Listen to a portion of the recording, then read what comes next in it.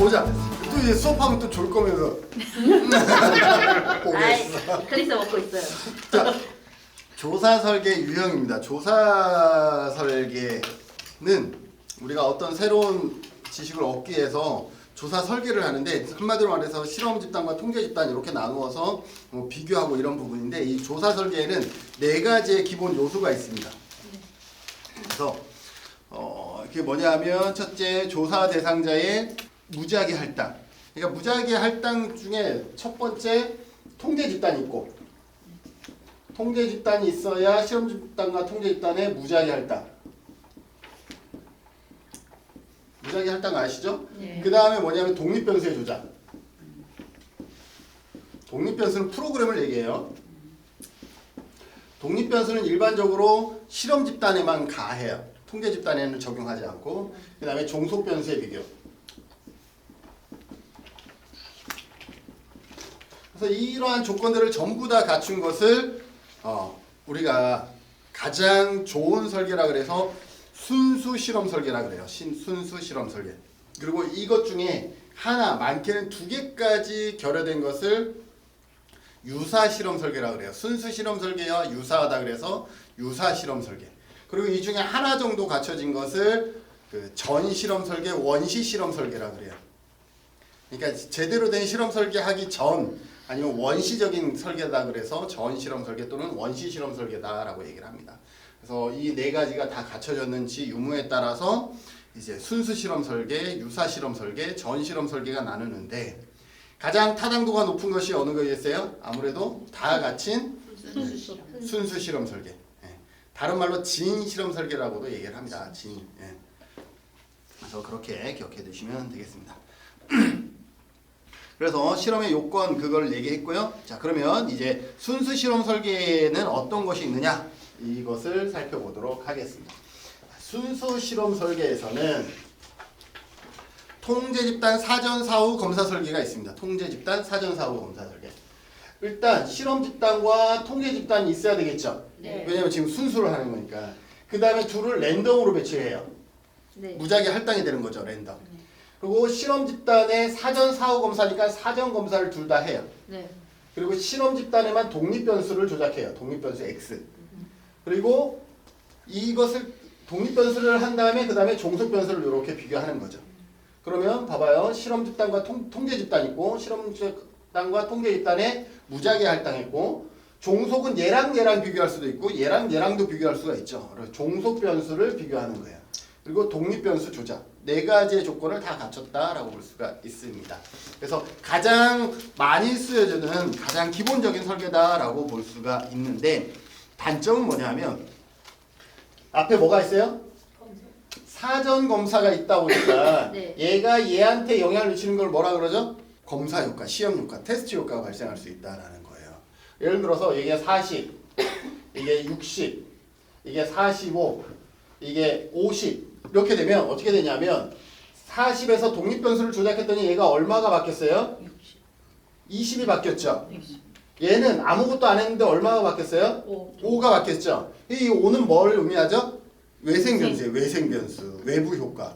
그러니까 여기에서 적어도 여기에서도 외생 변수가 얼마를 작용한다라는 거예요? 5는 작용한다라는 거예요. 그러면 15인 거죠. 그런데 얘가 얘한테 영향을 미친 게 얼마인지를 모르는 거예요. 검사 효과가. 그죠? 이게 순수하게 얘가 얘한테 영향을 미친 건지, 얘가 얘한테 한 10 정도로 영향을 미칠 수도 있는 거잖아요. 사전에 했기 때문에 감각이 있잖아요. 여러분들 시험 한 번 봤으니까 두 번째는 공부 안 해도 조금 더 잘할 수 있지 않나? 예. 예. 아무튼 그거예요. 작년에 한 번 봤으니까 올해는 조금 더 공부를 조금 느슨하게 했지만 점수는 더 올라갈 수 있잖아요. 얘가 얘한테 영향을 미치는 게 얼마인지 과연 우리는 파악할 수가 없는 거예요. 그래서 여기에서는 15를 주효과라고 얘기하고 있지만 이 주효과에는 뭐가 있다라는 거예요? 검사 효과가 반영돼 있다라는 거예요. 근데 검사 효과가 얼마인지를 우리는 찾아낼 수는 없는 거예요. 자, 그 다음에는 통제 집단 사후 검사 설계예요. 사전을 빼버렸어. 검사 효과가 있으니까 실험 집단과 통제 집단을 놓고 랜덤으로 하고, 그 다음에 사전 검사를 하지 않아. 사후 검사만 했어요. 그랬더니 얘는 65고 얘는 55예요. 그러면 얘 독립변수를 조작하니까 이렇게 커졌잖아요. 네. 그래서 주요가 D는 얼마라고 우리가 생각할 수 있을까요? 10. 10이라고 생각하는 거예요. 그런데 10이라고 생각하려고 했더니 여기에 우리가 검사를 안 했잖아요. 그러니까 이 두 집단이 애시당초 같은 집단일지는 모르는 거야. 그렇게 전제를 해서 이게 10이라고 했지만 그게 두 번째인 거죠. 무작위 실험, 통제 집단 할당, 실험 집단에만 구성, 개입, 사후 검사 실시. 장점은 검사 효과를 통제했어. 사전 검사를 하지 않았기 때문에 여기를 하지 않았기 때문에 검사 효과를 통제했어요. 반면에 단점은 뭐냐면 종속 변수의 변화에 대한 비교 근거가 취약하다라는 거야. 이것에 대한 비교 근거가 취약하다라는 것은 다른 말로 표현을 하면 두 집단이 애시당초 같은 집단이었는지는 확인할 방법이 없다라는 거야. 그렇게 해서 만들어낸 게 뭐냐면 솔로몬 4집단이에요. 솔로몬 4집단은 이 네 가지를 전부 다 하는 거예요. 이 네 가지의 방법을 전부 다 쓰는 것을 솔로몬 4집단 설계다라고 얘기를 하는 거예요. 그러면 이 솔로몬 4집단 설계는 어떠한 장점이 있냐면 순수하게 주 효과를 구하는, 그러니까 인과관계를 가장 잘 검증할 수 있는 것이 이거다라는 거예요. 여기 보면 내적 타당도가 가장 높다라고 얘기를 했잖아요. 내적 타당도를 다른 말로 하면 뭐예요? 인과관계라고 그랬죠. 내적 타당도는 무조건 인과관계를 떠올려야 돼요. 인과관계가 가장 높다라는 거예요. 그러면 이게 왜 그러냐면 우리가 아까 얘기했던 모든 것들을 다 통제할 수가 있는 거예요. 여기 봤더니 40인데 70이고 45인데 55이고 65에 45 뭐 이렇게 해봅시다. 자, 그러면 여기에 어떤 효과들이 있어요? 여기에 개입되는 영향들. 일단 검사 효과 있죠? 네. 검사 효과. 그 다음에 외부의 외생 효과 있죠? 네. 또 뭐 있어요?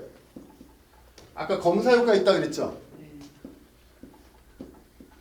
그 다음에 얘가 얘한테 영향을 미치고 얘한테 영향 미치죠? 뭐라 그랬어요? 상호작용. 그 다음에 또 뭐 있죠? 주효과 있어요. 메인. 그럼 얼마가 되죠? 이게 전부 다 합친 게 30인 거예요.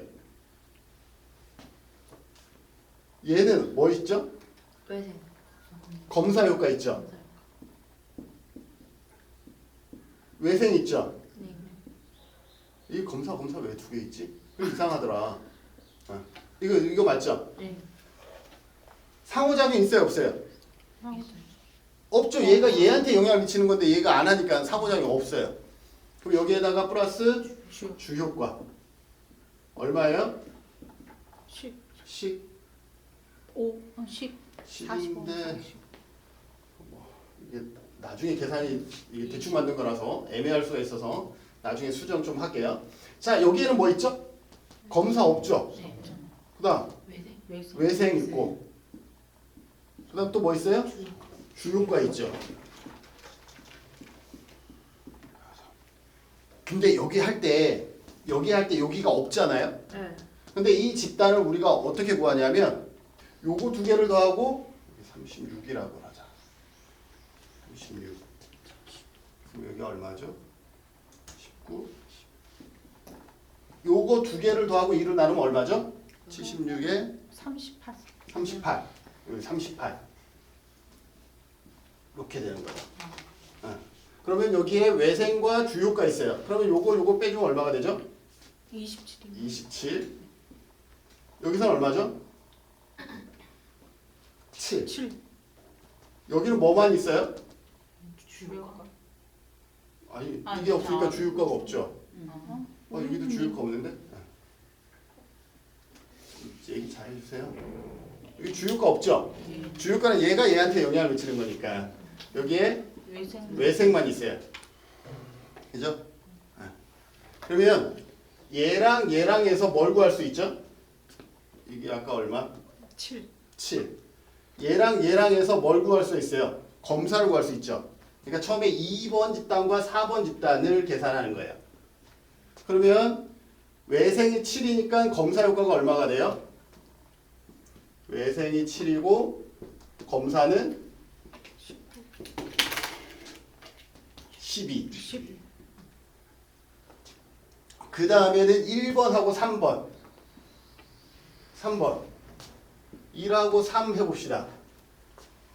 그러면 얘하고 얘하고 빼지죠. 그럼 검사와 상호 남죠. 그러면 검사와 플러스 상호가 얼마가 돼요? 3. 얘 없어지고 얘 없어지고 얘 남고 얘에서 얘 빼니까 3. 3. 아, 너무 차이 많이 난다.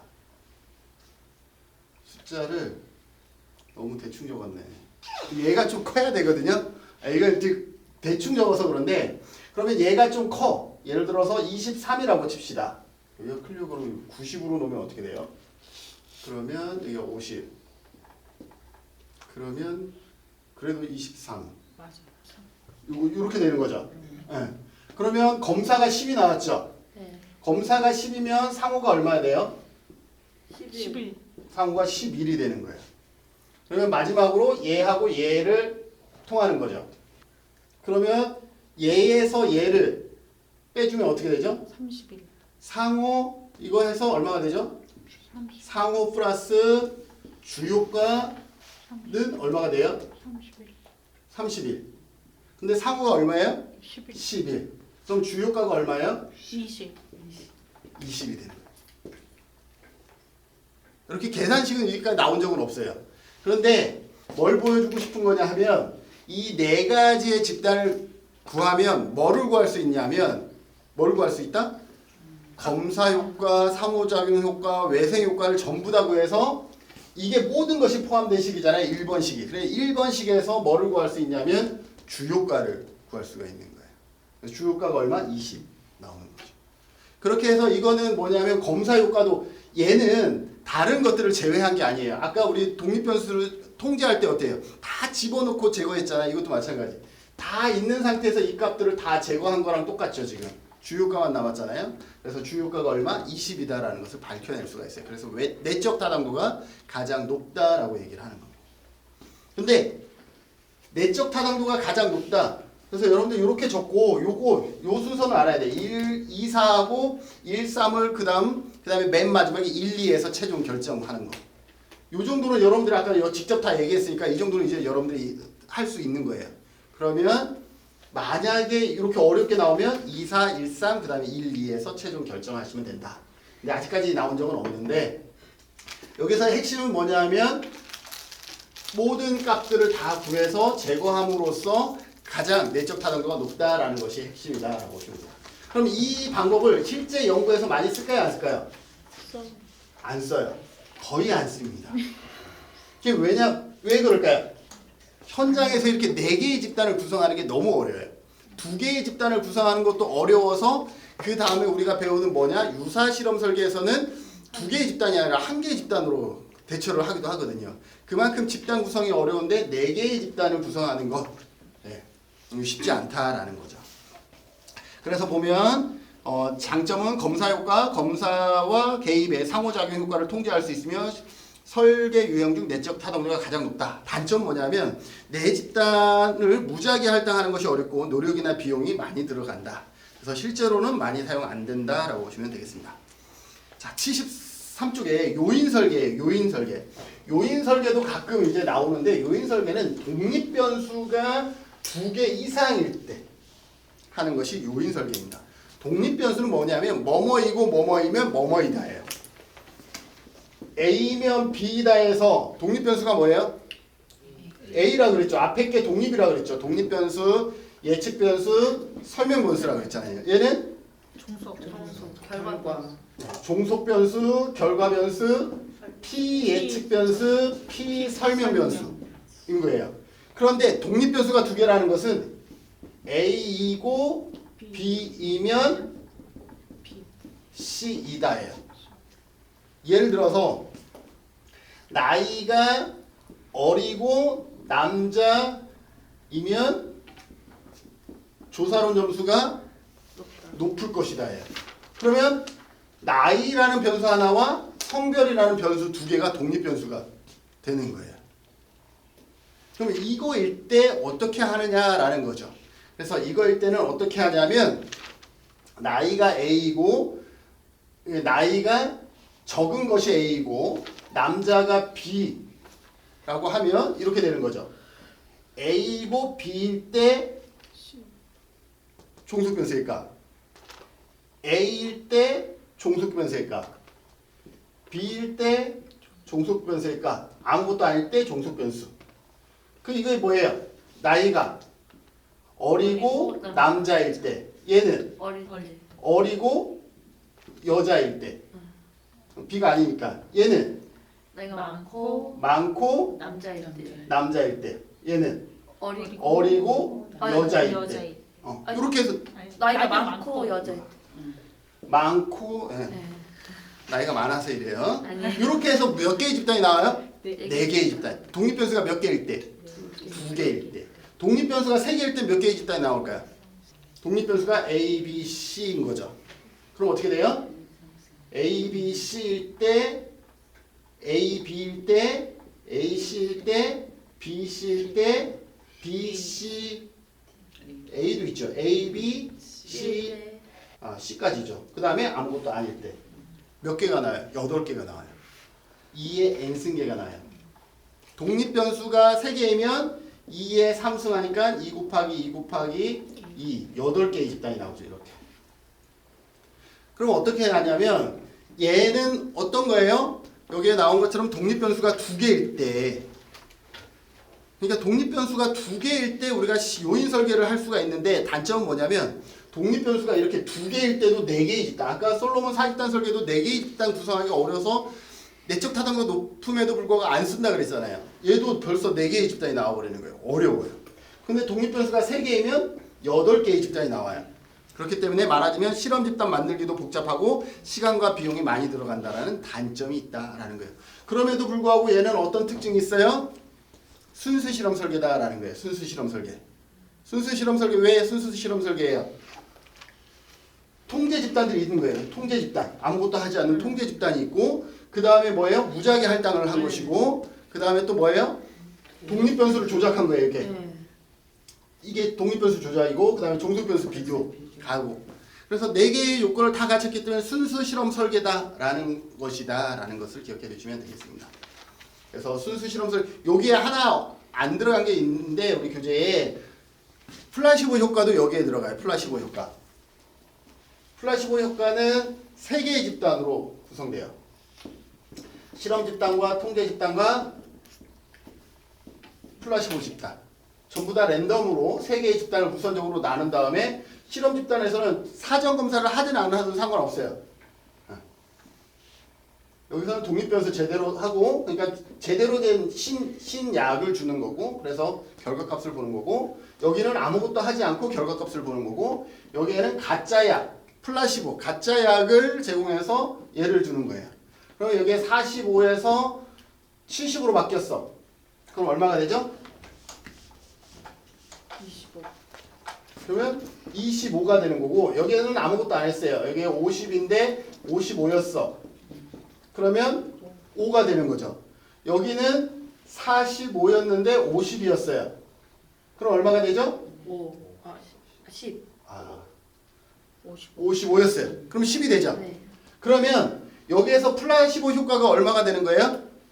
여기서 5가 되는 거예요. 가짜 그냥 하면 5가 원래 외부 요인인데 가짜 약을 주니까 가짜 약이 진짜 약인 것처럼 해서 5만큼 더 좋아진 거예요. 그래서 XP의 효과가 5가 되는 거예요. 그럼 여기에서 뭘 빼줘야 되는 거예요? 원래 이렇게 하면은 20이잖아요. 네. 여기에서 위약 효과 5. 여기에서 위약 효과 5를 더 빼주면 얼마가 돼요? 15가 되는 거죠. 15가 되는 거. 그래서 이 약이 가짜 약이라도 5가 커지는 거잖아요. 그러니까 그 약이라는 그 자체만을 빼고도 얼마? 15의 효과는 있다라는 거죠. 그래서 이렇게 계산을 하면 된다라는 거죠. 그래서 이것도 무슨 뭐다? 무슨 설계다? 순수 실험 설계다라고 보시면 되겠습니다.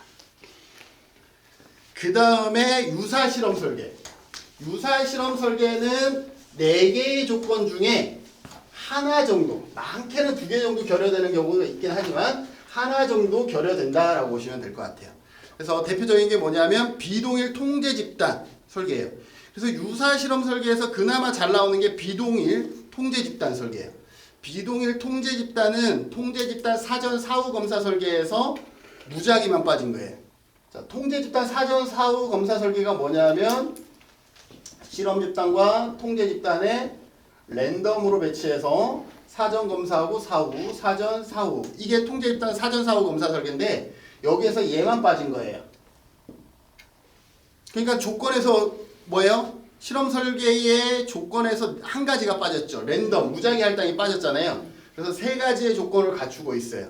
그래서 이렇게 3가지의 조건을 갖춘 것을 뭐라 그러냐면 비동일 통제 집단이다라는 거예요. 통제했어. 그런데 뭐가 없어? 이걸 랜덤으로 하지 않았기 때문에 실험과 통제가 동일하진 않을 것이다 라는 거예요. 그래서 이름을 비동일 통제 집단 설계다라고 보시면 되겠습니다. 두 집단의 동질성을 보장할 수가 없어요. 무작위 할당을 하지 않았기 때문에 동질성을 보장할 수 없거나 두 집단의 교류를 엄격히 통제하지 못해 순수 실험 설계보다 내적 타당도가 떨어진다. 일단 순수 실험 설계보다 뭐는 유사 실험 설계는 전체적으로 순수보다는 내적 타당도가 다 떨어진다라고 보시면 되는 거예요. 큰 틀에서. 그래서 그 설명을 한 것이고요. 두 번째는 단순 시계열 설계. 단순이라는 단어가 들어가면 통제 집단이 없는 걸 의미해요. 하나의 집단만 있는 거예요. 그래서 얘는 이렇게 됩니다. 하나는 끝이에요. 자, 그러면 통제 집단 있어요, 없어요? 통제 집단 없으니까 무작위 할당 자체는 할 수가 없는 거예요. 그래서 요거는 세트로 2개가 비어버린 거죠. 그 다음에 뭘 했어요? 종속 변수 비교되죠. 그 다음에 독립 변수 조작 가능하잖아요. 그래서 이거를 뭐라 그러냐면 유사 실험 설계다라고 얘기를 합니다. 그래서 왜 여기는 2개나 빠졌어? 그냥 통제 집단 없으니까 무작위 할당은 그냥 어쩔 수 없이 그건 못하는 거니까. 그래서 2개가 빠졌더라도 얘를 뭐라 그러냐면 유사 실험 설계 하나다라는 거예요. 근데 얘를 또 유사 실험 설계로 집어넣는 이유가 뭐냐면 이렇게 3번 하잖아요. 이게 시계열 분석이라 그래요.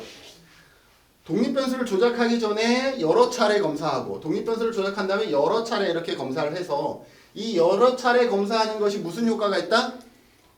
통제 집단. 통제 집단이 없음을 보완하기 위한 것으로 저렇게 사후 사전에 여러 번 측정한다라고 보시면 되겠습니다.